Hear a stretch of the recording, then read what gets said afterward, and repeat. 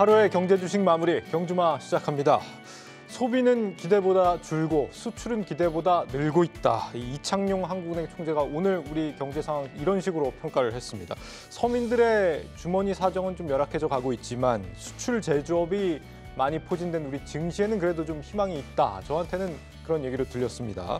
투자 없이는 살아남을 수 없는 시대. 이 생존 전문가 세 분과 함께합니다. 세 분 어서 오세요. 안녕하세요. 네, 안녕하세요. 반갑습니다.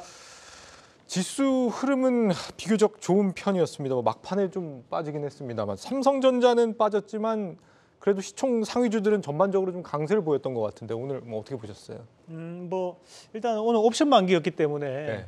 우리가 대형주에 대한 큰 폭의 상승을 좀 기대하기는 좀 어려운 시장이었고 마찬가지로 이제 1월 11일 오늘 밤에 또 CPI 발표가 있습니다. 그렇다 보니까 우리가 PC 지수는 긍정적으로 나타났지만 그래도 한 번 더 확인해 보자라는 그런 투자 심리가 작용한 것으로 보입니다. 그렇다 보니 종목군들은 이제 개별주 양상이 크게 벌어지면서 뭐 우리가 이제 벤처 투자 회사라든지 또는 이제 비트코인 관련주라든지 또는 이제 통신 장비주들이 낙폭과대에서 상당히 벗어나는 그런 모습들이 이루어진 하루가 아니었나 그렇게 네. 말씀드릴 수 있겠습니다. 네, 외국인들이 대거 이탈을 했고 코스피에서요. 한 4천억 원 정도 순매도를 한 것 같고 막판에 기관들이 또 대거 빠져나가는 모습을 보였던 것 같습니다. 오늘 어차피 옵션 만기 여파가 분명히 있고요. 네. 특히 이제 금투 쪽에 이제 물량이 많이 쏟아나온 거는 그 영향이라고 보시는 게 맞는 것 같고 외국인 같은 경우는 지금 사실 우리나라를 외국인들이 쳐다볼 때 우선적으로 봐야 되는 거는 일단 환율이잖아요. 네. 근데 환율을 보시면 지금 1,320원에서 15원 레인지를 왔다 갔다 하고 있는 상황이기 때문에 들어올 여건도 아닌 데다가 최근에 뭐 이슈가 됐었던 삼성그룹의 이제 블록딜 이슈도 있었고 네. 삼성전자의 어닝 쇼크 여파 이런 것들이 좀 복합적으로 작용이 된 것 같고요. 어차피 외국인 포지션 상으로 봤을 때는 지금 주가 지수 수준 정도를 일단 예상을 하고 대응을 했었기 때문에 크게 달라진 건 없다. 다만 이제 그 시장이 그렇게 움직이다 보니까 개별주 가운데서도 이제 테마로만 철저하게 지금 이슈 메이킹 되는 것들 중심으로 해가지고 빠르게 순환이 되고 있다 보니까 개인 투자자들이 그걸 따라서 매매하기는 그렇게 쉽지는 않았던 그런 하루가 아니었나 싶습니다. 네. 아니, 말씀하신 것처럼 삼성전자 오너 일가가 2조 7천억 원 이 블록딜에 성공했다라고 하잖아요. 이 상속세 재원 마련을 위해서 이 현금화에 나선 건데 오늘 하락이 이거랑 관련이 실제로 있었다고 좀 보십니까? 평소에? 단기적인 수급으로는 부담이 될 수 있죠. 사실 이제 지난해 12월 한 달 전만 해도 외국인들이 삼성전자 주식 같은 경우는 이틀 연속 그렇게 매도를 하지 않았거든요. 근데 네. 이제 이번 연초 들어서는 지금 뭐 3거래일 이렇게 매도를 하는 거는 어쨌든 블록딜에 대한 소문이 이제 퍼져 나가고 블록딜을 하게 되면 이제 그 전일 종가 기준으로 이제 할인율을 적용하지 않습니까? 그러면 종가를 최대한 낮춰 상태에서 이제 할인율을 적용받게 되면 더 싸게 이제 블록딜 물량을 받을 수 있기 때문에 외국인들이 조금 더 물량을 던지는 이제 이런 흐름이 나타난다라는 게 이제 기존 블록딜 그 양상에서 나타났던 거기 때문에 네. 단기적인 수급이 이제 블록딜에 의해서 조금 흔들릴 수는 있다. 근데 어쨌든 오늘 장 시작 전에 전부 다 물량은 해소됐다라고 보기 때문에 일단은 단기적인 수급 이상으로 좀 끝나지 않을까라는 생각을 하게 되는 거고. 이 상속세 재원 마련이 다 거의 좀 마무리된 거잖아요, 그죠? 아니요, 좀 아닌가요? 예. 더 남았습니까? 예, 12조 원 해야 되고 5년에 걸쳐서 이제 네. 그 분납하겠다라고 얘기를 했고요. 이전에도 이제 2조 원 가까운 물량들을 이제 주식을 이제 팔았고 이번에 이제 2조 원 넘게 팔았던 거는 기존 이제 주식을 담보로 이제 대출을 받아서 먼저 그 상속세를 낸 부분에 대해서 이자 부담도 워낙 세거든요. 네. 그래서 이런 것들을 일시에 다 해소하기 위해서 좀 물량도 좀 컸고요. 삼성전자 지분만 해서 0.5% 2조 원 물량 넘었거든요. 그러니까 단기적으로 상당히 이제 물량 부담이 될 수 있는 그런 것들이 시장에 풀렸다라고 볼 수 있는 거고 이제 저는 이제 막판에 코스피 지수가 하락 전환했잖아요. 네. 그래서 뭔가 찜찜한 구석을 좀 계속 안고 가고 있는 것 같아요. 그래서 그랬어요. 네. 어쨌든 대장주라고 할 수 있는 삼성전자를 필두로 해서 뭐 LG 에너지솔루션도 그렇고 LG전자도 뭐 실망스러운 실적들을 계속 내놓으면서 올해 어닝 시즌에 대한 어떤 전반적인 가이던스가 좀 눈높이가 낮아지고 있는 이런 상황에서 지수가 계속 변동성이 있거든요. 그렇기 때문에 좀 시장에서는 기대와 어쨌든 두려움을 갖고 좀 왔다 갔다 하는 흐름을 보이는 것 같고 코스닥은 저는 뭐 사실 이제 에코프로 같이 특정 종목에 대한 쏠림이 여전히 심하기 때문에 네. 개인 수급에 의해서 특정 종목에 따라 왔다 갔다 하는 구조이기 때문에 현재로서는 평가하기는 쉽지 않다 이렇게 생각을 합니다. 오늘 그 삼성전자 한종희 부회장이 올해 대형 M&A 좀 기대해도 좋다 이런 발언을 했거든요. 대형 M&A라고 하면은 삼성 입장에서의 대형이면은 뭐 조단 정도는 돼야 될 것 같은데 뭐 어떤 게 나올 수 있을 것 같으세요? 뭐 이건 저희 전적인 개인적인 의견입니다. 지금 이제 삼성에서 지금 여기에서 주가에 대한 부분을 한 번 더 강하게 업그레이드가 좀 되기 위해서 지금 필요한 것이 시스템 반도체 관련된 이슈도 있습니다. 그 과거에도 보면 여러 가지 이제 노력을 했지만 뭐 ARM에 대한 부분도 일부 얘기가 나왔었던 적도 있었고 네. AXP에 대한 부분도 일부 얘기 나왔던 부분도 있었던 부분들이었는데 그런 것들을 이제 감안해서 보면 이제 삼성이 지금 앞으로에 대한 미래 먹거리에 대한 부분이 결국 이제 우리가 과거에 2021년도 그때 이제 그 주주총회를 할 때도 밝혔던 것이 AI와 로봇 사업에 대해서 상당한 집중을 하겠다라는 얘기를 밝혔던 거고 네. 로봇은 이제 우리가 레인보우 로보틱스에 대한 지분을 매입을 했었던 부분이 있고 남아 있는 것이 AI라든지 또는 파운드리 쪽에 대한 방향이라고 저는 보거든요. 그러면 이제 그에 따른 부분 자체에서 지금 현재 상당히 이제 격차가 벌어져 있는 TSMC를 따라잡기 위한 삼성의 시스템 반도체 관련된 이슈가 나올 가능성이 저는 좀 더 높지 않겠나라는 부분으로 좀 말씀을 드리고 싶습니다. 올해 뭐 TSMC도 큰 이슈가 하나 있기 때문에 파운드리 관련해서 뭐가 나온다 네. 뭐 생각해 볼 수 있는 미래인 것 같고 이사님도 혹시 뭐 아이디어가 있으세요? 글쎄요, 지금 저는 솔직히 말씀을 드리면은 그 로봇 산업 같은 경우는 그 지금 소위 말해서 하이테크 쪽은 이제 미국이나 일본 쪽에서 지금 장악을 하고 있고, 그다음에 이제 저부가 내는 이제 좀 일반적인 것들 네. 그런 쪽은 중국 업체들이 거의 다 이제 시장의 한 70%를 장악을 하고 있는 상황이기 때문에 삼성이 포지셔닝을 한다 그러면 분명히 하이테크 쪽으로 가야 될 텐데 과연 거기에 걸맞는, 그리고 지금 만약에 그 큰 자금이 들어갔을 때는 그동안의 삼성의 어떤 특징을 보게 되면은 뭔가 그 먼 미래를 놓고 투자의 개념보다는 이제 성과가 좀 나타나는 거를 좀 원하는 그런 패턴이라고 본다고 그러면 좀 시간적으로 많이 걸리지 않을까 싶어서 저는 솔직히 지금 그 한 부회장님 말씀하신 내용 자체가 정확하게 뭘 찝는지는 잘 모르겠어요. 일단 시스템 반도체 쪽만 하더라도 당장에 지금 눈에 보이게 이렇게 잡아갈 수 있는 매물이 별로 보이는 건 없거든요. 예. 그런 걸 봤을 때 이제 한 가지 좀 심사숙고를 하시겠지만은 오히려 저는 현재 포지션으로 봤을 때는 바이오 섹터 쪽에서 오히려 하나를 더 생각을 하고 있을 수도 있지 않을까. 바이오 쪽에서. 네, 어쨌든 삼성이 지금 하고 있는 건 오리지널 신약은 아니잖아요. 네. 시밀러 쪽이기도 하고 하니까 관련해가지고 뭔가를 하나 더 가져가려고 하는 그런 전략이 아닐까 싶기도 하고, 또 그런 쪽이 오히려 인수를 하거나 아니면은 이제 인수를 하고 난 다음에 바로 매출로 연결이 되기도 쉽고 하기 때문에 그런 게 아닌가 하는 생각을 해봤습니다. 예, 저는 예. 삼성전자가 이제 대형 M&A가 최근에 없었잖아요.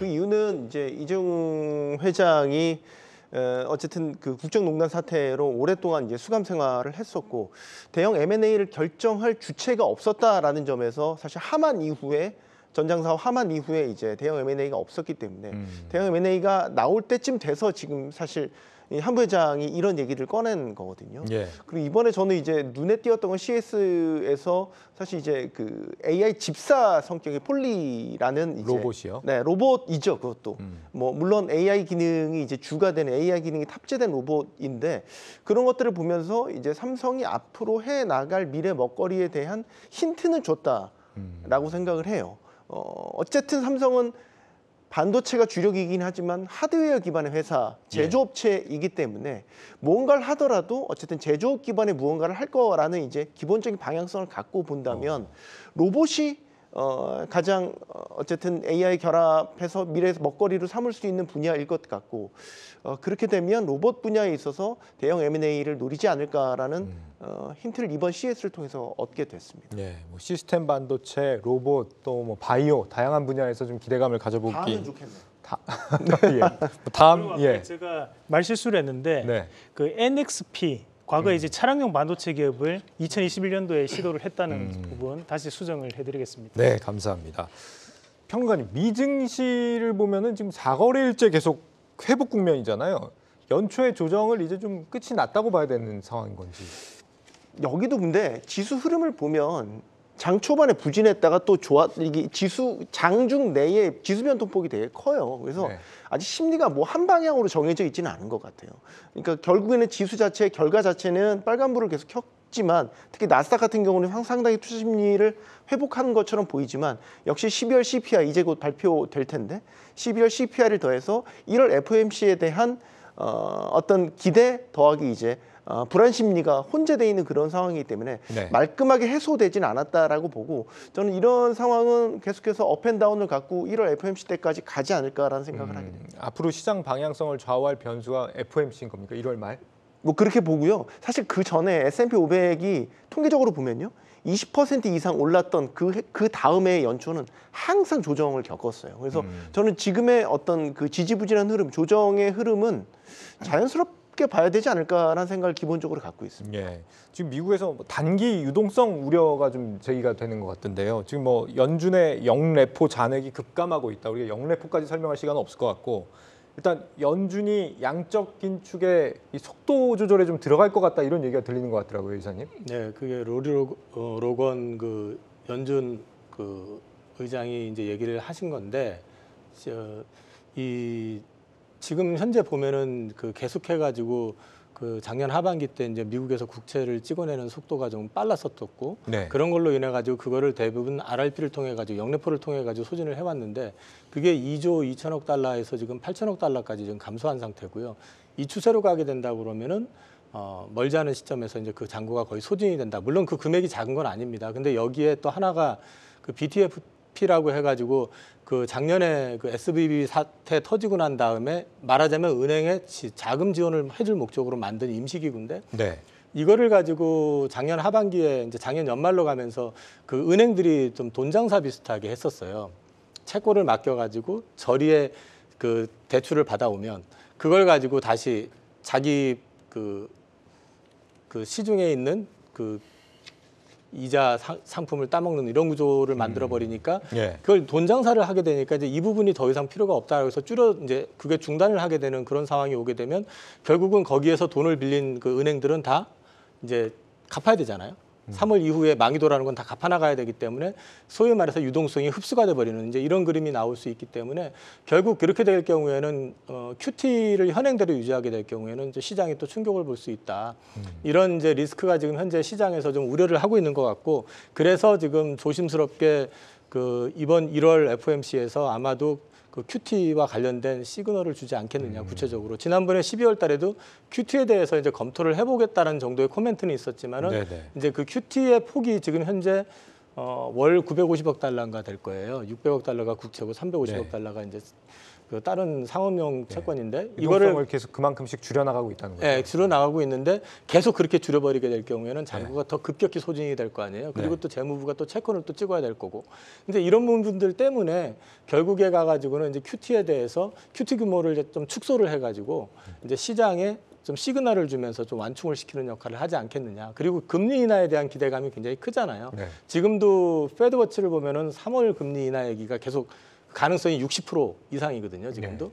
근데 이제 그 부분에 대해서 만약에 안 됐을 때 그 실망감 이런 것들도 어느 정도 마사지도 좀 필요한 상황이기 때문에 이달 그 FOMC에서 그 부분에 대해서 어떻게 코멘트가 나올지 그거는 지금 연준 그 위원들 사이에서도 계속해서 회자가 되는 얘기니까 네. 지켜보실 필요가 있을 것 같습니다. 양적 긴축 속도 조절에 대한 부분이 갑자기 또 중요한 키워드로 등장했는데 평론가님 이게 어떤 의미가 있는 거예요? 이게 만약에 속도 조절에 뭐 들어간다는 키워드가 등장을 하거나 한다면 시장에 예. 수돗물이 점점 잠궈지면서 메말라가고 증시에는 좋은 건가요? 이제 그 긴축 자체를 이제 어떤 스케줄 변경을 통해서 줄이겠다라는 거는 조였던 걸 이제 서서히 다시 또 풀겠다라는 얘기거든요. 네. 그럼 이제 어쨌든 증시에는 유동성이 공급될 여지가 생겼다라는 측면에서는 긍정적으로 해석할 수 있는 거고 이게 월 말부터 사실 월가에서는 어떤 양적 긴축이 언제까지 지속될 거냐 내년에 증시에 들어갈 유동성이 굉장히 부족해진다 이런 우려들이 계속 나온 상태에서 연준이 때마침 짠 건 아니겠지만 어쨌든 연준 의사록을 통해서 보면 서서히 양적 긴축이 이제 줄여가야 되겠다라는 시그널을 시장에 줬다라는 거는 뭔가 다음 모멘텀을 또 선사한 게 아닌가라는 해석이 돼요. 지금 연준의 그 점도표를 보면 네. 우리가 이제 전반기라고 할 수 있는 6월 달까지 2번 정도의 금리 인하를 하겠다라는 얘기를 밝혔던 거거든요. 그러면 이제 우리가 일정적인 부분 자체를 감안하면 1월 달에 금리가 만약에 동결된다면 결국 3월 달과 5월 달, 6월 달 이 세 번이 남게 되는데 거기에서 사실 이제 2번을 한다는 것과 1번을 한다는 것은 큰 차이가 있을 수 있습니다. 어차피 지금 시장의 본질적인 부분을 접근해 본다면 금리 인하를 할 것이라는 기대감으로 인해서 증시가 올라왔던 부분이 존재를 하다 보니까 우리가 첫 번째 금리 인하가 언제 이루어질지가 대단히 중요한 포인트가 될 수 있다는 거죠.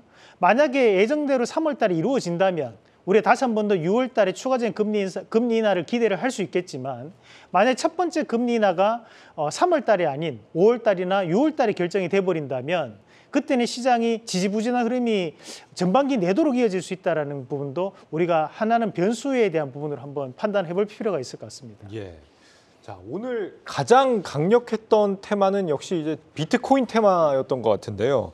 두나무 지분을 갖고 있는 한화투자증권, 우리 기술 투자죠? 네. 상한가 같더라고요. 네, 맞습니다. 우리가 이제 비트코인 ETF가 총 11가지 이제 승인이 됐다라는 얘기가 있는데 우리가 이제 그 비트코인 관련된 부분 자체는 사실 블록체인이라는 상위 개념이 있고 그 밑에 이제 우리가 금융상품의 일종의 가상화폐로서에 대한 비트코인이 존재를 하는 건데 여기에 따른 부분 자체에서 현재 ETF가 승인이 됐다는 것은 앞으로 이제 기관 자금이 들어올 여지가 충분히 있고 우리가 아직까지는 이 비트코인에 대한 부분 자체가 어차피 가상화폐일 뿐이 아니냐 이런 부정적인 시각들이 일부 완화될 수 있는 투자 심리가 좀 개선될 수 있는 부분이 저는 존재를 한다고 봅니다. 네. 다만 이제 우리가 오늘 시장에서도 보면 위메이드라든지 다날 같은 경우에는 과거에 또 이런 코인을 발행했던 기업들이거든요. 그렇다 보니까 오늘 주가에 대한 부분도 긍정적으로 나타났던 거라고 좀 판단할 수 있는 부분이고 마찬가지로 이제 두나무에 대한 지분을 보유하고 있는 기업이 하나투자증권이나 우리기술투자인데 이 두나무 같은 경우에는 과거에 이제 나스닥 상장을 또 목표로 했던 기업이다 보니까 이런 이슈가 단발적으로 끝나지는 않을 것 같습니다. 그럼 앞으로도 이슈는 계속적으로 될 수 있다고 봐야 되는 거고 대신에 우리가 이 비트코인이라는 가상화폐는 결국 민간이 주도하에 만들었던 가상화폐가 비트코인이거든요. 예. 그것을 우리가 다르게 생각해 보면 정부의 현재 주도하에 이루어지고 있는 것이 디지털화폐라는 거죠. 그런 디지털화폐에 대한 재평가도 시장에서는 상당 부분 나타날 수 있다는 부분도 참고를 해볼 필요가 있다는 말씀도 드리겠고 앞서 말씀드렸다시피 우리가 이제 블록체인이라는 개념이 상위 개념이다 보니까 이 블록체인 관련된 기업들 우리가 이제 과거에 보안 관련된 기업들과 연관될 수 있는데 그런 기업들에 대한 주가도 오늘 대단히 좋았습니다. 그래서 그런 보안 관련주들도 한 번 더 눈여겨볼 수 있는 전략으로 말씀을 드리도록 하겠습니다. 자, 그런데 평론가님, 네. 이 비트코인 현물 ETF 승인이 난다 그러면은 뭐가 달라지느냐? 우리 뭐 대표님 말씀처럼 어쨌거나 투자자들이 비트코인에 대한 접근이 쉬워지니까 뭐 수요가 늘어난다 여기까지는 알겠는데 네. 그러면 비트코인으로 기존 시중에 있던 자산들이 좀 빨려 들어가면서 다른 쪽 자산에 좀 조정이 일어나거나 이럴 우려는 없는 거예요? 있죠. 있어요? 네. 그러니까 전체 총파이가 커지지 않는 가운데서 자산에 대한 포트폴리오 배분을 일부 이제 비트코인으로 옮겨가는 기관들이 생기겠죠. 그래서 아직 이르긴 하지만 그럼 얼마나 옮겨갈까라는 예측을 해본다면 전체 자산의 최대 5% 정도까지 이제 그 포트폴리오 배분 전략을 그렇게 비트코인 ETF로 옮겨갈 수 있다라는 전망이 있거든요. 이건 물론 아직 실행이 된 게 아니기 때문에 섣불른 예측이긴 합니다. 근데 어쨌든 그만큼 비트코인 ETF가 승인이 되면서 제도권 안으로 들어왔고 주식시장 안에서 이제 거래를 할 수 있게 됐기 때문에 기관들이 더 이상 허들이 없어진 거예요. 근데 충분히 비트코인 시세를 감안해서 자기 포트 안에 담을 수 있는 어쨌든 여지가 생긴 거죠. 네. 근데 비트코인 가격 자체가 올해 지금 승인 난 시기가 괜찮은 시기라고 보여지거든요. 일단은 그동안은 비트코인 ETF 승인 기대감으로 많이 올랐죠, 작년에 비트코인 가격이. 근데 올해는 이제 추가적으로 반감기라는 이제 4월에 반감기라는 이제 추가적인 이슈가 있고 이렇게 되면 어쨌든 블록당 부여되는 보상량이 절반으로 줄기 때문에 수요가 늘어난 상태에서 공급이 준단 말이죠. 뭐 이렇게 되면은 가격은 오를 수밖에 없는 구조인 거고 네. 거기에 대한 기대감이 하나 더 있고 추가적으로 지금 이더리움 같은 알트코인에 대한 ETF 승인 기대감도 있어요. 그러니까 전체적인 크립토 시장의 파이가 커지는 가운데서 어쨌든 그동안 투자를 주저하게 만들었던 허들이 없어졌기 때문에 예. 이렇게 되면은 기관들이 코스닥 변동성금 코스닥보다는 이렇게 비트코인 ETF에 차라리 투자를 하겠어라는 전략을 바꿀 수 있다라고 보고 있는 거죠. 근데 사실 그런 기대감에도 불구하고 오늘 비트코인이 막 엄청나게 급격하게 상승하거나 하지는 않았는데 이걸 두고 이제 어느 정도 선반영이 이미 돼 있어서 그렇다 이렇게 보는 시각들이 많이 있더라고요. 근데 우리 대표님께서는 이런 가상자산 관련주들의 강세가 앞으로도 좀 추세적으로 나타날 수 있다 이런 말씀을 주셨고요. 이사님도 혹시 같은 생각이신 건지? 일단 비트코인은 먼저 많이 올랐잖아요. 네. 그리고 지금 또 이번에 어저께도 한번 해프닝이 있었고 오늘 이제 정식 승인이 났는데 비트코인이 지금 급등을 하니까 그와 관련돼 있는 주식들 뭐 거래소를 갖고 있는 가상화폐 거래소 주식이라든지 아니면 뭐 STO 관련된 주식이라든지 그다음에 뭐 코인 만드는 과거에 만들었었던 이력이 있는 회사라든지 이런 것들이 급등을 하는데 이 주식들 같은 경우는 사실은 이제 일부 몇 개를 제외하고는 크게 오른 건 없어요. 근데 한 가지 이제 좀 고민 아닌 고민 지점은 이슈로 봤을 때는 추가적으로 더 오를 여지는 있어 보입니다. 그런데 이제 비트코인 같은 경우는 이제 제도권 안으로 정식으로 들어오는 거잖아요. 그동안 올랐었던 논리 자체가 어느 정도 인정을 받는 거거든요. 네. 근데 지금 이제 우리가 지금 시장에서 지금 보고 있는 그 종목들 기준으로 봤을 때는 그게 실제 이제 비트코인처럼 그 제도권 안에서 인정을 받고 이런 거하고는 좀 무관하게 관련돼 있는 종목으로 이제 움직인다라는 거죠. 그러니까 이거는 이슈고 테마일 가능성이 높기 때문에 그 이상의 범주를 가지고 접근하시면 조금 난처할 수 있다. 그러니까 이 얘기는 뒤집어 놓고 말하면은 아니다 싶으면은 바로 로스컷을 할 생각을 가지고 접근을 하시되 저는 개인적으로 봤을 때는 조금 더 아직은 좀 이어질 공사는 있다고 봅니다. 저도 추세적으로 저는 뭐 우상향을 저는 개인적으로 내다보고 있는데 이유는 미국에서 ETF가 승인됐잖아요. 현물 ETF가 승인됐으니까 아마 국내에서도 이렇게 되면 현물 ETF 승인 필요성이 되게 많이 요구가 있을 거예요. 그리고 금융당국도 상당히 이제는 바뀐 환경에서 긍정적으로 검토를 할 가능성이 높다라고 봐요. 이렇게 되면 우리 같은 경우도 지금 국내 거래소는 법인 계좌 못 엽니다. 개인 계좌만 열 수 있죠. 그럼 이제 그런 부분에 제도적인 이 개선에 대한 부분도 같이 논의가 될 거거든요. 그럼 동시다발적으로 이런 논의들이 급물살을 탈 수 있단 말이죠. 네. 그럼 만약 국내 현물 비트코인 ETF가 생긴다라고 가정을 하면 우리 국내 기관들 입장에서는 더 투자할 여지가 생겨버리는 거죠. 그 시간이 생각보다 길지 않을 수도 있다라고 봐요. 예. 그리고 이제 두나무 아까 말씀하셨지만 사실 두나무도 상장 이슈가 다시 한번 재점화될 수 있겠죠. 왜냐하면 두나무에 투자한 회사들 많습니다. 예. 상장 요구가 빗발칠 수 있어요. 지금 이게 바뀐 환경에서. 우상향이라는 긍정적인 그림을 주셨고 우리 시청자 종로 나그네님은 코인 인버스 ETF 안 만들어 주시나요? 이러는데 뭐 모두 다 긍정적으로 보는 건 아닌 것 같다 이런 생각이 듭니다. 이게 참 또 아이러니한 부분은 과거에 이제 2021년도에 그때 또 ETF가 국내에서 많이 발행됐던 것이 메타버스 ETF가 상당히 많이 발행됐었는데 그 이후로 주가가 엄청나게 또 하락을 했고 우리가 최근에는 2차전지 ETF가 총 16개 정도 만들어졌는데 그 이후로 좀 주가가 또 빠졌었거든요. 물론 이제 미국의 현물 그 비트코인 ETF지만 우리가 참 이게 주식이 참 아이러니합니다. 우리가 지금 예상적인 부분으로는 항상 긍정적인 부분이 좀 더 이어질 것이라고 또 보는 입장이지만 이것이 이제 마냥 계속 상승할 수도 없다는 것은 우리 시청자분들이 좀 아시면서 사실 한국 사회라는 곳에서에 대한 비트코인의 인식은 아직까지 상당히 저는 부정적인 부분이 크다고 봤었거든요. 그럼에도 불구하고 미국이라는 나라에서 이런 현물 ETF를 승인했다.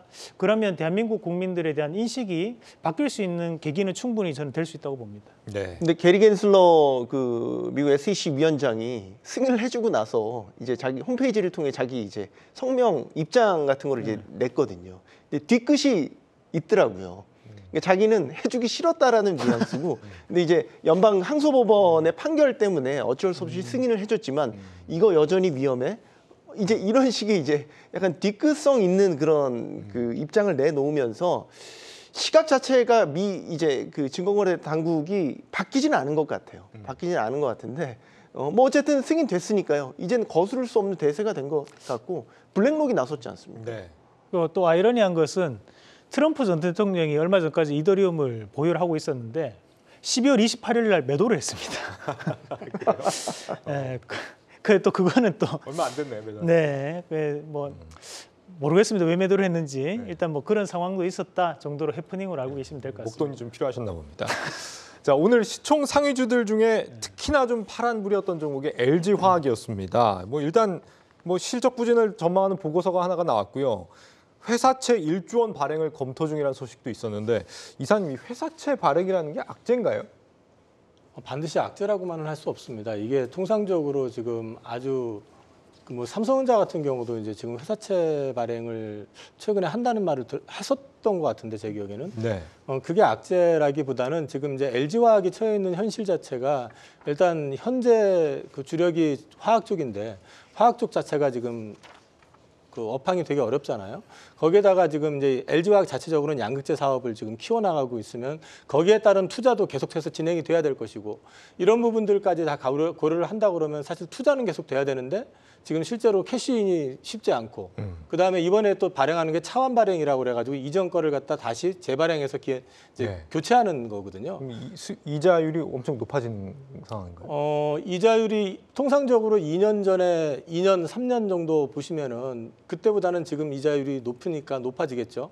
근데 이제 그걸 감안하더라도 이게 악재라고 그냥 단정 짓기는 좀 이른 것 같고 결국에는 지금 1조 원 회사채 발행을 해가지고 발행 목적 자체가 투자 그리고 이제 배당과 관련된 부분이잖아요. 예. 그런 맥락에서 봤을 때는 뭐 이걸 뭐 악재다라고까지 평해할 필요는 없지 않을까 싶습니다. 회사채 문제는 회사채 1조 원이 LG화학 정도 되는 기업한테 그 자체가 물량 부담이 되는 건 아닌데 이제 아까 차환에 따른 이제 재무적 부담 이런 것들이 이제 가중되는 부분이 있는 거고 제가 이제 그 보고 있는 건 배당 성향도 전반적으로 다 줄였잖아요. 그러니까 LG화학이 그때 LG에너지솔루션 이제 그 물적 분할시키고 이제 별도로 상장시키면서 주주들의 어떻게 보면 불만과 원성을 잠재우기 위해서 상당히 당시에는 파격적인 그 최소 주주 10,000원 하겠다. 그러니까 보통 주당 10,000원 하겠다. 그 다음에 전체 경상이익의 30%까지 예. 배당 성향 높이겠다라고 이제 얘기를 했는데 최근에 이제 업황이 안 좋아지고 다 안 좋아지니까 슬그머니 다 이걸 다 낮췄어요. 20%로 낮췄고요. 최소 주당 10,000원 그 기준도 지금 없앴거든요. 그러니까 회사 내부에 뭔가 처한 상황이 기존 화학 분야에 있어서는 범용 제품들의 어떤 공급 초과에 따른 그런 부진이 계속되고 있고 신규 사업들이 아직 성과 안 나고 있고 이런 가운데 지금 재무적 부담들이 가중되고 있기 때문에 예. 투자자들이 계속 바라보는 시각이 이럴 수밖에 없을 것 같아요. 예. 실제로 실적 부진 전망이 지금 나오고 있는데 그 배경을 보면은 뭐 석유화학, 배터리 소재, 배터리 자회사 모두 부진했기 때문이다라는 건데 뭐 기초 소재, 양극재 사업이 모두 적자 전환할 것이다 이런 보고서가 나왔더라고요. 우리가 이제 LG화학 같은 경우에는 매출 비중의 80%, 75% 한 80% 정도는 화학 분야에서 나옵니다. 석화 제품들에서 나오는 부분이다 보니까 네. 이것을 우리가 이제 배터리 소재에 대한 부진으로 인해서 적자에 빠질 것이라고 보기에는 살짝 좀 뭐 어려운 부분이라고 봐야 될 것 같고 대신에 그만큼 이제 석화 업종 같은 경우에 과거에 주요 매출처가 어디냐면 중국이거든요. 네. 근데 최근에는 이제 중국과에 대한 대중무역이 상당히 감소함으로써 사실 이런 석화 기업들에 대한 주가가 대단히 안 좋습니다. 뭐 지금 현재 뭐 LG화학뿐만이 아니라 뭐 롯데케미칼이라든지 또는 이제 금호석유 같은 기업들도 주가는 상당부 빠지는 모습들이 많이 나타났었습니다. 과거 같은 경우에는 중국과에 대한 무역 구조가 활발하게 이루어졌을 때는 주가가 상당히 좋았던 부분들이 존재를 하고 그리고 유가가 다시 한 번 더 고유가에 대한 범위로 넘어갔을 때 그에 따른 부분 자체에서 이런 석화 기업들의 마진이 폭이 개선되는 모습들이 많이 나타났었지만 최근에 유가에 대한 하락이라든지 또는 이제 대중무역에 대한 감소 자체가 더욱더 큰 영향을 미친다고 봐야 되는 부분이고 배터리 소재에 대한 부분에서 일부 적자에 대한 부분은 말 그대로 이제 일시적인 부분에 대한 부분이 아닌가. 결국 이제 배터리 소재라는 것에 대해서 가장 영향을 많이 미치는 것이 리튬 가격에 대한 부분이거든요. 예. 그러면 그 리튬 가격에 대한 부분이 현재는 2019년도 가격대만큼 떨어졌습니다. 그러면 당연히 양극재에 대한 마진율도 떨어질 수밖에 없고 그러면 이제 이런 것들은 원자재에 대한 가격이 상승을 하게 된다면 다시 한 번 더 개선될 수 있는 여지는 충분히 있기 때문에 우리가 배터리에 대한 부분으로 보기에는 조금 너무 나갔던 부분이 아닌가라는 말씀을 드리고 싶습니다. 2차 전지 쪽 전반적으로 올해 지금 실적 네. 부진 얘기가 나오는 이유가 일단 뭐 말씀하신 것처럼 리튬 가격이 뭐 5분의 1 토막이 났다. 그거는 뭐 당연히 말씀하신 것처럼 시간이 지나면 해결될 문제인 것 같고요. 또 하나는 전기차가 지금 잘 안 팔린다라는 이슈가 있는 것 같더라고요. 뭐 그런 의미에서 보면은 이달 말부터 지금 세계 완성차 업체들의 실적과 가이던스가 나오는데 그걸 좀 집중해서 봐야 된다 이런 얘기도 있던데. 이게 특히 이제 미국에서에 대한 전기차 부진에 대한 얘기가 나왔던 이유를 우리가 좀 곱씹어서 한번 생각을 해보면 미국이 이제 총 파업이 그래 자동차 업종들에 대한 총 파업이 이루어졌던 시기가 9월 달입니다. 네. 근데 이 파업이 언제까지 이어졌냐면 10월 달까지 이어졌었거든요. 그럼 결국에는 이제 3분기 말부터 4분기까지에 대한 실질적인 추이에서 일단은 이제 자동차 판매에 대한 부분 자체가 파업이 이루어졌기 때문에 당연히 가동률도 떨어질 수밖에 없고 판매에 대한 부분도 감소할 수밖에 없다는 거죠. 근데 그때 11월 달에 앨런 머스크가 얘기했던 것도 이제 우리가 할부 금융에 대한 부분을 자동차 판매를 하면서 상당 부분 할애를 해 왔는데 이런 부분이 너무 부담이 되다 보니까 우리가 84개월까지 연장시키는 그런 할부 금융까지도 꺼내들었다는 거예요. 네. 하지만 이제 지금 현재 그런 상황들에 대한 부진 자체는 이미 주가에는 선반영이 어느 정도는 돼 있다라고 저는 판단을 하는 입장이고 그럼 앞으로 봐야 되는 것은 전기차에 대한 부진 자체가 이루어지는 부분보다 이 미국이 다시 한 번 더 금리 인하가 이루어졌을 때 이 할부 금융에 대한 부담감이 좀 더 완화될 수 있다는 부분으로 우리가 좀 접근을 해봐야 되지 않나. 결국 이제 전기차에 대한 판매가 부진됐다고 하더라도 우리가 이제 전기차에 대한 성장선 자체가 역성장을 이루어내는 것은 아니거든요. 네. 우리가 기대했던 것만큼 안 올라왔다라는 부분으로 해석을 해야 된다고 봅니다. 그러면 이제 중국에서에 대한 부분도 우리가 과거에 이제 2022년도나 2023년도로 결산 기준으로 본다면 전 세계 판매량의 절반 이상이 중국에서 팔립니다. 심지어 전 세계에서 절반 이상이 중국에서 생산됩니다. 그런데 이거 중국이라든지 유럽 같은 경우에는 이미 이제 활성화되어 있는 시장이라고 봐야 되는 거고 미국은 이제 시작되는 시장이라고 봐야 되거든요. 예. 그래서 그런 관점에 대한 차이가 존재하지 않나라는 말씀을 드리겠습니다. 오늘 같은 경우는 이 에코프로 머티리얼즈가 하락했다는 게 또 눈에 띄는 지점인데요. 에코머티가 하락하니까 나머지 2차 전지주들이 좀 같다. 약간 묘한 무슨 배경이 있는 게 아닌가 이런 생각도 들고. 배경이라기보다는 그 최근에 계속해서 이제 보여지는 현상인데 네. 에코프로 머티리얼즈 쪽으로 수급이 쏠리면은 여타 2차 전지 주식들이 다 밀려버립니다. 또 거꾸로 에코프로 머티리얼즈가 밀리기 시작하면 2차 전지 쪽에서 반등이 나오는 그런 패턴이 계속 이루어지고 있고요. 네.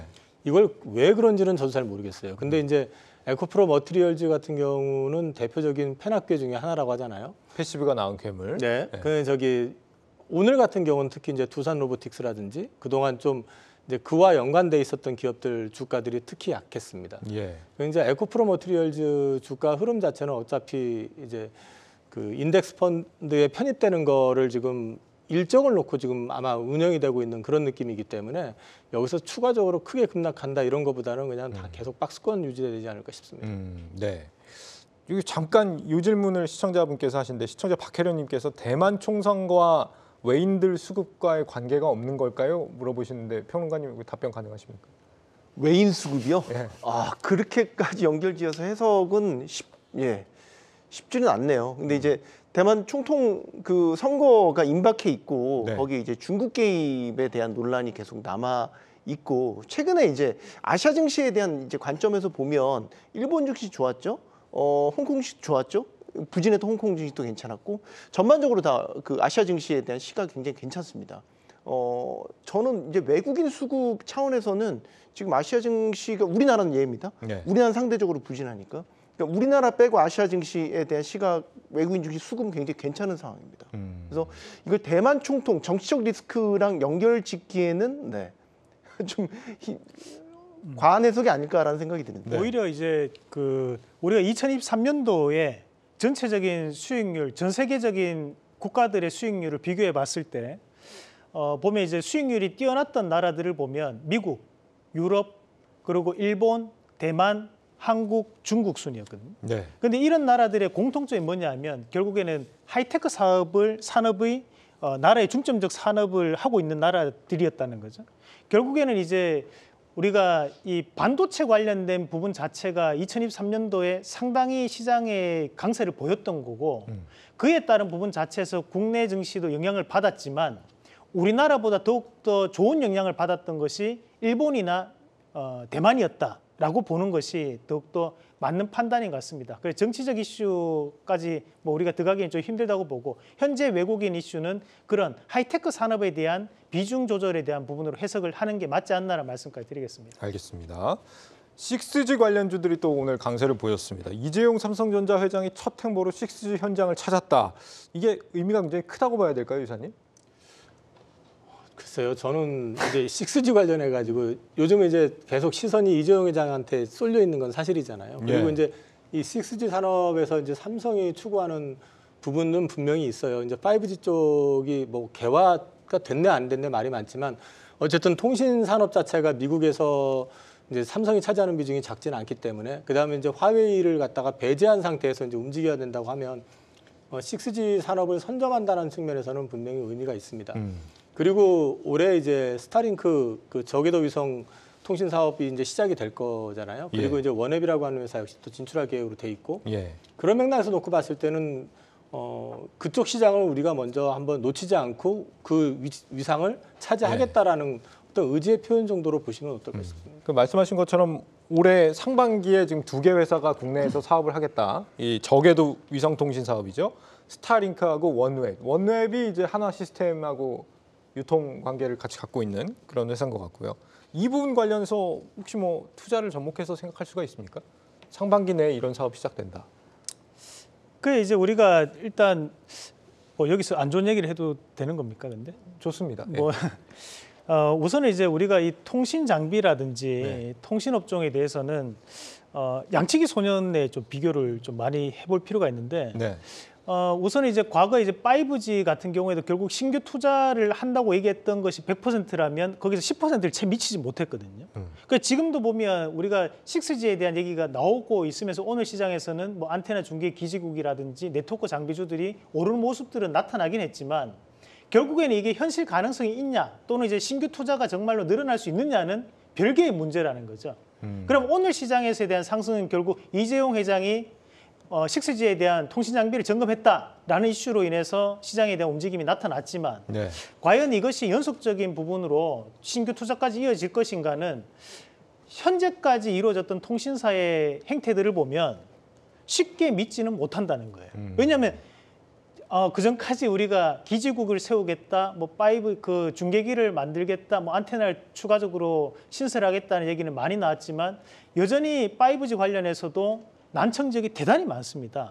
그런데 심지어 5G 같은 경우에는 우리가 이제 가시거리 자체가 상당히 짧아져야 되거든요, LTE보다. 네. 그런데 이것도 쉽게 못했던 마당에 우리가 저궤도 위성을 통한 6G까지 한다.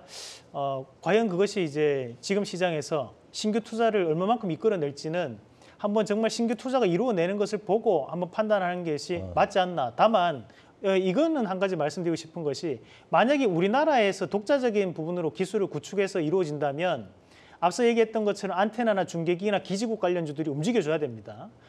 다만 만약에 이제 해외에 의존을 해가지고 해외 기술력을 차용을 해서 우리가 이제 신설이 되는 그런 과정들이 벌어진다면 우리가 유무선 네트워크 장비주들이 좀 더 움직임이 나타날 수 있겠죠. 그래서 그런 차이점은 가지고 있다는 것은 말씀을 좀 드리고 싶습니다. 알겠습니다. 평소에도 안 좋은 얘기 자주 하시면서 오늘따라 왜 더 입고 하셨는지 좀 이유가 궁금하긴 하고. 네. 그 얘기는 드리고 싶네요. 그러니까 먼 얘기예요, 정말. 정말 6G는 먼 얘기고 뭐 미국이나 유럽은 이제 5G 인프라들 구축하고 막 이러고 있는데 네. 6G는 정말 먼 얘기인데 과거에 이제 삼성전자가 5G와 관련된 기술 특허를 상당히 많이 갖고 있어요. 특히 이제 그 경쟁사라고 할 수 있는 노키아라든지 아니면 에릭슨 이런 데에 밀리지 않을 만큼 5G 특허를 갖고 있고 그게 그동안 적자투성이었던 삼성전자의 통신 장비 부분에 있어서 5G에 선제적인 투자를 하면서 획기적인 변화를 가져온 건 분명히 맞아요. 그래서 이재용 회장이 굳이 해석을 해보자면 다 모든 총수들이 몰려갔던 CS를 가지 않고 6G 관련된 이슈로 이제 부상이 됐다라고 하는 거는 삼성이 기존에 했던 선행 기술에 대한 투자 의지를 밝힌 거다. 일단 1차적으로 그렇게 해석을 할 수 있겠고. 네. 그다음에 이제 6G에 관련돼서 저궤도 위성 기술이 계속해서 이제 회자가 되는 거는 이 6G나 뭐 7G, 뭐 8G 뭐 이렇게 갈수록 주파수 대역을 쓰는 게 고주파를 써야 되거든요. 근데 고주파를 쓰는데 속도는 빠른데 문제는 이게 다 튕겨져 나가버리는 거예요. 그래서 이제 도심 같은 데 지으면 건물들 많잖아요. 이 건물 사이사이를 이제 이 고주파 영역이 커버를 하려면 정말 2배, 3배 기지국을 세워야 되는. 그래서 저궤도 위성을 아예 위에서 쏴버리잖아요. 이제 이런 개념으로 스타링크 지금 사업들이 지금 나오고 있는 거거든요. 예. 상당히 이 저궤도 위성에 대한 기술 확보는 중요하다. 그리고 먼 미래지만 언젠가는 상당히 이제 그 인공위성을 통한 어떤 통신 인프라는 그 갈수록 중요도가 올라갈 수밖에 없다라는 기술적 흐름을 설명을 드립니다. 예. 이게 저도 한 말씀 드리면은 저기 이 스타링크가 이제 국내 사업을 시작을 하잖아요. 그럼 결국에는 처음에 시장 진입을 할 때 이제 얼마의 이제 요금을 책정하느냐에 따라서 이제 그 얘기가 좀 달라질 수 있을 것 같아요. 이게 지금 일단 우리나라 3대 통신사들 같은 경우는 사실 거의 과점 상태다 보니까 서로 눈치 보고 서로 투자 안 하고 5G라고 이름만 바꾸고 요금만 올려왔던 게 현실이잖아요. 예. 저도 계속해서 말씀드리지만 이 스마트폰 이거 뱅글뱅글 돌 때 보면 짜증 날 때가 되게 많아요. 그 뭐 저기 데이터 통해가지고 뭐든 보려고 하면은 근데 그게 고쳐지질 않잖아요 지금. 근데 이게 6G를 얘기하면서 통신주들이 오른다 이거는 좀 이상한 거고 사실은. 근데 이제 중요한 거는 이 저궤도 위성 사업이 국내에서 런칭이 돼서 시작이 됐을 때 이 가격 저항이 생각보다 크지 않다면은 그러면은 고가 요금제를 쓰시는 이제 일반인들 같은 경우는 많이 넘어갈 수도 있다라는 거죠. 그렇게 되면은 그 시장이 다시 커지기 시작하면서 이제 이쪽으로 오히려 기회가 열리게 될 것이고 그렇게 예. 되면 그와 관련된 기업들이 좋아질 거라는 측면 하나 하고 우주항공청이 그저께인가요? 어저께 통과됐죠? 국회에서 그저께 통과됐죠. 이르면 5월에 출범한다고 네, 하는. 우주항공청이 통과가 됐고 이제 1년 연기가 됐습니다만 올 그 가을쯤에 아르테미스 프로젝트가 원래 사람을 유인 우주선이 이제 달에 가기로 돼 있었던 게 1년 정도 연기가 되는 것 같은데 예. 문제는 중국은 예정대로 창호 6호가 갑니다. 그러면 결국 우주 관련된 프로젝트들이 올해 계속해서 이어질 거라는 거 하나 하고요. 네. 그다음에 작년에 보면은 우주 항공 관련돼 있는 주식들이 실적들이 다 엉망이었어요. 네. 다 적자난 회사들이 태반이었었고 근데 작년에 수주가 꽤 많았었습니다. 그래서 올해 실적이 돌아서는 그림이 나오니까 조정을 혹시 받는다 그러면 오히려 5G 장비 쪽이 뭐 6G로 간다 이런 쪽보다는 우주와 관련돼 있는 쪽 그쪽을 한번 관심을 갖고 보시는 것도 괜찮을 것 같습니다. 아니 뭐 한화 에어로스페이스는 말할 것도 없고 오늘 보니까 이제 제약 기업이었던 보령이 또 우주 정거장 사업을 한다 그러던데 이런 것까지 다 눈여겨 보고 가야 되는 거예요? 그러면? 세상에 뉴스는 많습니다. 네. 네. 근데 우리 시간이 부족한 거죠. 네, 알겠습니다. 자, 그렇게 하고 넘어가고요. 자, 요즘 또 부쩍 뜨거워지고 있는 라이브 스트리밍 시장 얘기, 이것도 좀 해볼까 합니다. 아마존 트위치가 철수를 하면서 아프리카 TV 주가가 지금 10만 원 위로 올라섰다고 하더라고요, 이사님. 네네. 이 지금 그 트위치가 철수하면서 사실 이제 아프리카 TV가 급등을 했었고, 그다음에 이제 네이버의 치지직이 런칭이 되면서 이쪽 시장을 통해 가지고 양사가 다 성장을 할 수 있지 않을까 하는 기대를 갖고 있었고 실제로 그 기대감이 일정 부분 반영이 되고 있다고 보고 있습니다. 지금 아프리카 TV 같은 경우는 특히 이제 트위치 쪽의 고객이란다. 그쪽에 이제 유튜버들 중에서 고가 그 소위 말해서 뷰가 많은 VJ들을 많이 이제 영입을 하고 있는 걸로 알고 있는데 그렇게 될 경우에는 회사가 한 단계 더 성장하는 그런 계기가 될 수 있고 저는 사실 그쪽을 그렇게 깊이 있게 보지는 않고 가끔 이제 여행 관련된 거 할 때 보는데요. 이게 보면은 그 표현이라든지 이런 게 트위치 쪽이 조금 더 쉽고 적나라하다고 해야 되나요? 아니면 네. 좀 이렇게 자유롭게 할 수 있는 그런 부분이 있기 때문에 그쪽에 좀 더 자극적인 네. 그런 패턴이 좀 이어지고 있다는 걸 봤을 때는 둘 다 성장 같이 할 것 같고 아프리카는 일단 회사 단위가 좀 작잖아요. 네. 그런 면에서 봤을 땐 플러스 알파 역할을 충분히 할 거라고 보고 있습니다. 네. 이사님이 또 트위치를 하신다는 놀라운 정보를 오늘 얻게 됐는데 2파전이 되는 거잖아요. 이제 네이버 치지직하고 네. 아프리카 숲하고. 제가 네. 데이터를 좀 찾아왔어요. 지난달에 네이버가 이제 그 치지직을 이제 시범 서비스 시작했잖아요. 네. 성적표가 나왔어요. 지난해 12월 월간 벌써요? 활성 이용자 수 MAU라고 하죠. 네. 치지직이 99만 2,422명. 벌써. 네. 와. 트위치가 216만 709명. 아프리카 TV가 189만 94명. 그러니까 3위죠. 치지직은 3위인데 시범 서비스, 정식 서비스 아니고 시범 서비스고 한 달이 채 안 되는 기간 동안 100만 명 가까운 이용자를 끌어들였단 말이죠. 네. 그러니까 만만치 않은 제가 볼 때 만만치 않은 경쟁력을 보여줬다라고 생각을 하고 이제 트위치가 어쨌든 이제 완전 철수를 하니까 트위치가 지금 갖고 있는 216만 명을 아프리카 TV와 치지직이 나눠 먹게 될 텐데 얼마나 서로 나눠 먹느냐 이제 그 싸움이 될 거란 말이죠. 아프리카 TV가 승부수를 띄웠지 않습니까? 숲이라는 새로운 플랫폼으로 더 확장된 개념의 스트리밍 플랫폼을 제시를 했잖아요. 치지직은 이제 일단 시범 서비스지만 이제 곧 정식 서비스에 돌입을 하게 되면 네. 기존의 네이버가 갖고 있던 여러 가지 이제 그 동영상 플랫폼이라든지 이런 것들과 연계 작전을 또 펼치게 된단 말이죠. 누가 잘할 거냐, 누가 이길 거냐, 이거는 승부는 지금 알 수는 없습니다. 이게 근데 돈이 되는 이유가 사실 광고 부분 때문이잖아요. 그러니까 트위치는 아마존을 통해서 뭐 광고를 할 생각을 했던 것 같은데 우리나라 같은 경우는 아마존이 직접 들어오지 않고 11번가를 통해서 들어왔기 때문에 실질적으로 뭐 그런 사업을 좀 하기 어려움이 있었다고 하고 반면 네이버 같은 경우는 이제 네이버 쇼핑도 있고 뭐 페이도 있고 이런 것과 연계가 되면 좀 더 상승 효과가 좀 크지 않겠느냐 이런 기대도 있을 것 같은데. 지금은 약간 초반이어서 판단하기 힘든데 맨파워 경쟁으로 가고 있어요. 그러니까 엔터테인먼트 주들이 예를 들어서 뭐 블랙핑크랑 계약했냐 안 했냐 이거에 따라 주가가 출렁이듯이 네. 지금 스트리머라고 정식 용어를 쓸게요. 스트리머들의 소위 잘 나간다는 스트리머들을 확보하는 지금 경쟁 단계에 있거든요. 그래서 아프리카 TV 같은 경우는 최근에 이제 그 트위치에서 최상위권 스트리머였던 우악굿, 네. 네, 우악굿 이 스트리머를 지금 아프리카 TV로 이적시키면서 네. 상당한 지금 파워를 얻었다라고 평가를 받고 있고 치지직 같은 경우는 뭐 침착맨, 프롤랑 이런 이제 인기 스트리머들 계속해서 확보해 가고 네. 있고 지금은 좀 맨파워 경쟁을 하고 있는 단계라고 봐야 될 것 같아요. 평론가님이 발음하시니까 왜 이렇게 좀 웃긴지 모르겠는데. 네, 좀 제가 정확하게 발음하느라고 네. 좀 세게 된소리를 냈네요. 네, 죄송합니다. 우악군. 자, 이참에 우리 경주마도 그러면 아프리카나 좀 투입해 볼까요? 우리 10대, 20대 청년들 가능하시겠습니까? 우리 형님들? 그럼 네이밍을 이제 해야 되겠죠. 우악국 같은 네이밍을 이제 별풍선 가능하세요? 경주 말이라든지 뭐 좀 더 네. 자극적인 부분. 알겠습니다. 요 마지막 질문으로 요거만 한번 여쭤보죠. JP 모건 헬스케어 컨퍼런스 이제 막바지라고 하잖아요. 걱정되는 거는 이제 이게 끝이 나면 바이오주는 이제 좀 시들해지는 건가? 어떻게 보십니까, 이사님?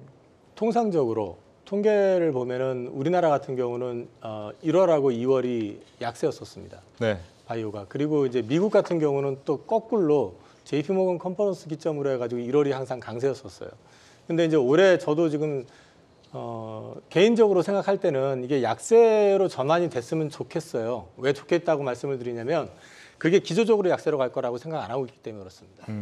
이번에는 지금 계속 말씀을 드리지만은 역대 어떤 금리 피크에서 이제 꺾이는 소위 말해서 이제 금리 인하의 시기에 도래한 제약바이오에서 지금 계속해가지고 이번 JP모건 컨퍼런스에서만 해도 거의 매일 그 $1 빌리언 이상의 그 라이센스 아웃이나 계약이 계속 체결이 됐었거든요. 예. 근데 우리나라는 지금 현재 없긴 하지만 우리나라는 이거 끝나고 나서도 얼마든지 이어져 나갈 수 있는 부분들이 많고요. 올해 기대할 수 있는 그 신약 관련돼 있는 일정들이 되게 많고 그다음에 매출로 이어질 가능성이 있는 것들이 점점 구체화되는 게 가시권에 이제 들어있는 것들이 많이 보이거든요.